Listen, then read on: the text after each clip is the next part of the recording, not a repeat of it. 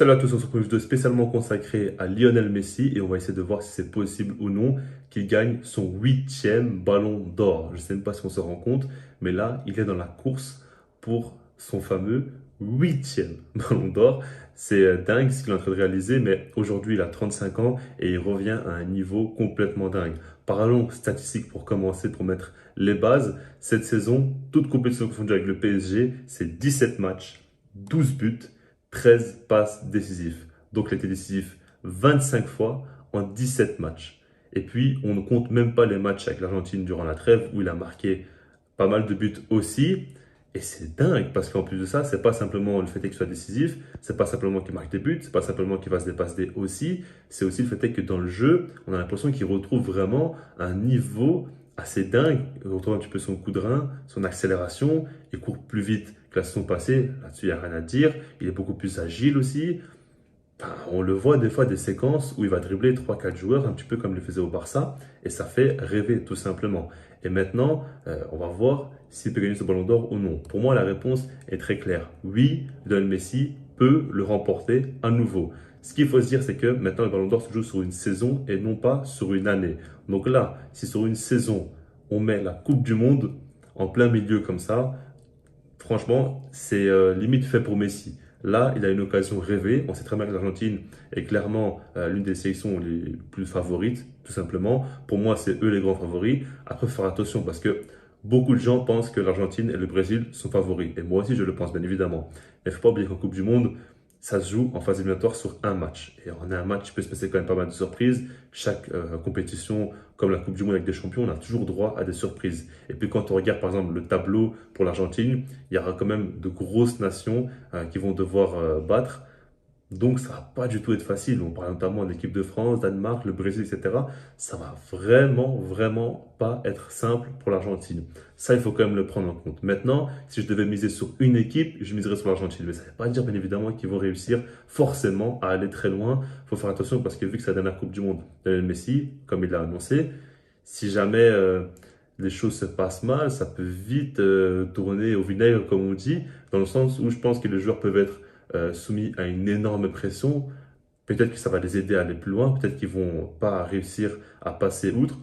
C'est ça qu'il faut voir un petit peu avec l'Argentine. Et j'ai l'impression que tout va très bien pour eux actuellement. Mais dans le foot, tout va extrêmement vite. C'est ça qu'il faut prendre en compte. Maintenant, par rapport à Messi, pour gagner le ballon d'or, il va falloir qu'il fasse une grosse Coupe du Monde. Ça, on le sait. Imaginez que l'Argentine va en demi-finale, qu'il marque quelques petits buts importants. Bah, directement, il est propulsé au sommet. On va directement parler de lui pour le ballon d'or. Maintenant, il faudra voir, bien évidemment, pour moi, s'il gagne la Coupe du Monde et qu'il marque quelques buts en plus de ça, c'est sûr que là, c'est le grand favori et qu'il n'y aura même plus de débat à partir du mois de janvier, on va dire. Ce sera fini. Tout le monde saura que Messi sera le huitième ballon d'or, enfin, aura son huitième ballon d'or, pardon. Maintenant, si jamais il n'y a pas la Coupe du Monde, il faudra voir avec des champions. Et pour moi, avec des champions, ça peut que l'apporter des bonus, mais le principal reste en Coupe du Monde. Je pense que si par exemple Messi se fait éliminer en huitième de finale de Coupe du Monde ou en quart de finale, ça va être très très compliqué. Il faudra vraiment qu'il passe au moins les quarts de finale pour espérer le ballon d'or. Et après, il faudra voir avec des champions. Ça m'étonnerait fortement que le PSG la gagne, mais après, c'est pas non plus impossible.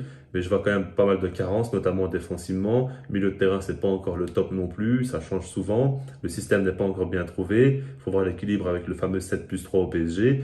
Il y a beaucoup de questions à se poser. Galtier, pour moi, me rassure pas totalement. Et je me dis que s'il gagne avec des champions, c'est quand même une énorme surprise. Il faudra voir peut-être qu'il y a une adaptation qui est prévue dans les grandes rencontres et que ça va faire la différence. C'est possible, hein, mais j'ai du mal vraiment à y croire. Mais ce qu'il faut se dire, c'est que si jamais Messi, va dire, s'arrête en demi-finale de Coupe du Monde et qu'il va aussi en quart ou en demi-finale de Ligue des Champions, qu'il continue ses statistiques à ce niveau-là, bien évidemment que là, c'est l'un des grands favoris pour le Ballon d'Or et il n'y aura pas de question à se poser à ce niveau-là.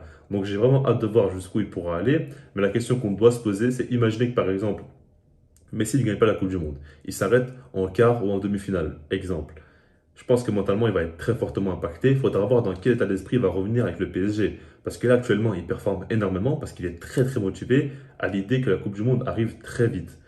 Mais si jamais il commence à perdre espoir, il sera moins motivé. Et quand Messi est moins motivé, il performe beaucoup moins logiquement. Mais lui, ça impacte beaucoup et c'est vraiment le genre de joueur qui marche beaucoup à la motivation. Ça, il faut le prendre en compte aussi. Donc, c'est possible que Messi chute totalement si jamais une déception durant la Coupe du Monde. En tout cas, si moi je dois vous donner un pronostic dès maintenant, au mois d'octobre, je pense vraiment que Messi va gagner ce ballon d'or et que l'Argentine va gagner la Coupe du Monde. Après, ça me paraît tellement beau que je me dis que c'est pas possible. Dans le foot, c'est jamais comme ça. Tu prévois autant à l'avance, et puis au final, ça arrive, tout se passe comme prévu. Il y a beaucoup de signes qui montrent qu'il pourra gagner la Coupe du Monde, quand le fait est que la finale puisse être son millième match en carrière, etc. Il y a plein de petits signes comme ça. Puis ce serait tellement beau qu'il termine sa carrière en sélection avec la Coupe du Monde, qu'il termine tous les débats. Ce serait extraordinaire. Et c'est pour ça que je me dis des fois, non, c'est trop beau pour être vrai. Mais j'ai envie d'y croire. Et puis quand on y pense, quand on reste objectif, on voit aussi que l'Argentine est vraiment dans une excellente dynamique, qui peuvent très clairement le faire. Les joueurs sont en bonne forme aussi. Messi, on le voit cette saison, il est extraordinaire. Il marque but sur but, il offre des passes D, il joue extrêmement bien. Donc c'est pour ça que j'ai envie d'y croire. Mais en tout cas, voilà. Dites-moi vous ce que vous en pensez dans les commentaires. Est-ce que vous êtes simplement optimiste ou pas pour le Messi? Et puis sinon, moi je vous dis peace.